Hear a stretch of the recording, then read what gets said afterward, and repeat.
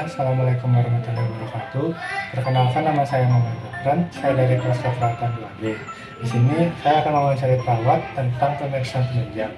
Di sini, Ibu bisa perkenalkan dirinya, Bu? Nama saya NS Yulfira Espinovita Eskep, biasa dipanggil Vivi. Saya berasal dari Puskesmas Palembayan Agam.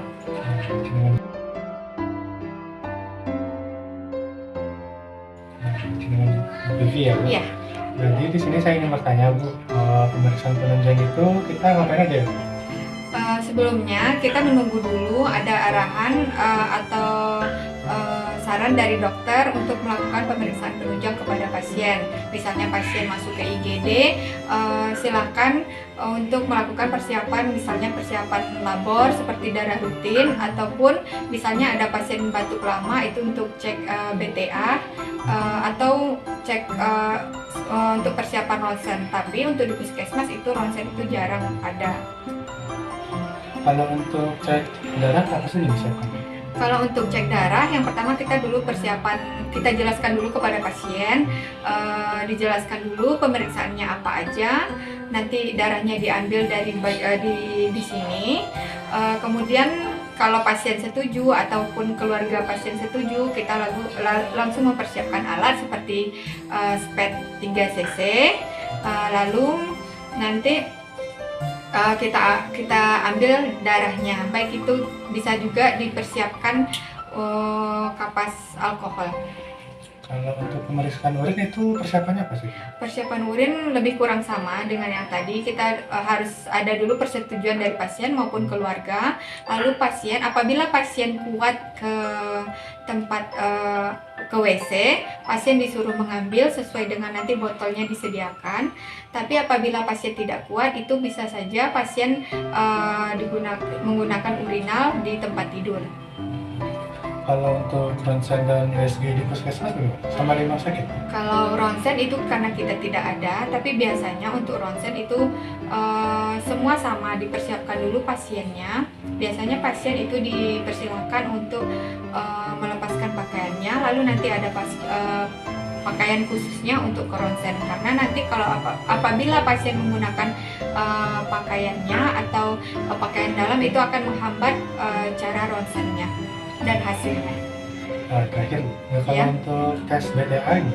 Nah, untuk BTA itu khusus untuk pasien yang batuk lama atau ada tanda gejala mengarah ke TBC seperti kurang berat badan, berkeringat di malam hari, atau batuk sekarang lebih ke 3 hari. Apabila pasien lebih dari 3 hari batuk, itu lebih baik dicek BTA sputumnya. Untuk cek BTA sputum itu pasiennya diajarkan dulu cara batuk efektif, karena tidak semua pasien itu bisa mengeluarkan sputum. Kita sebagai perawat, kita ajarkan dulu cara mengeluarkan sputumnya. Nah, untuk mengeluarkan sputum itu tidak dekat kita. Kalau misalnya pasiennya bisa berdiri atau bisa berjalan, itu ada ruangan khusus atau di ruangan yang terbuka, karena bisa saja pasien itu terindikasi TB. Jadi itu harus berjarak lebih dari 1 meter dari petugas. Jadi nanti disediakan pot sputum itu steril. Nanti apabila pasien setelah batuk efektif, nanti memasukkannya ke dalam pot sputum.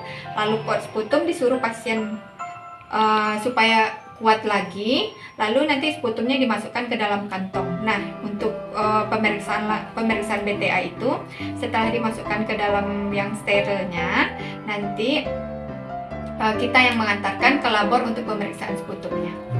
Iya.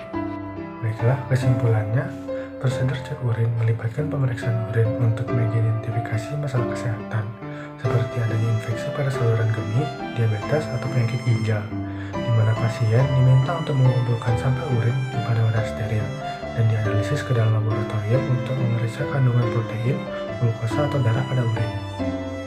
Untuk prosedur cek kesehatan darah melibatkan pengambilan sampel darah untuk dianalisis di labor guna mendeteksi kondisi seperti anemia, infeksi, atau masalah kesehatan.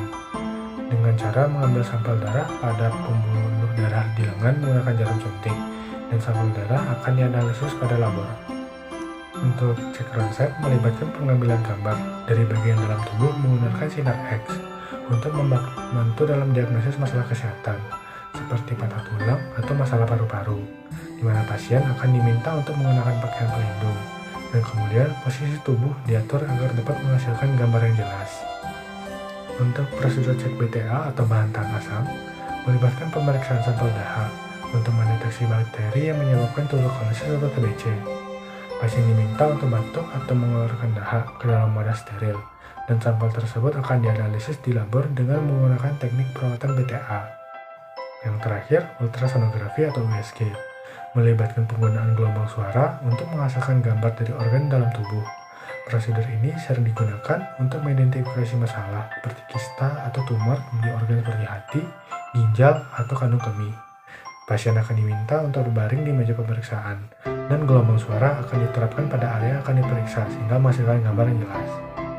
Baiklah, sekian penjelasan dari saya. Mohon maaf jika ada kesalahan dan materi yang kurang.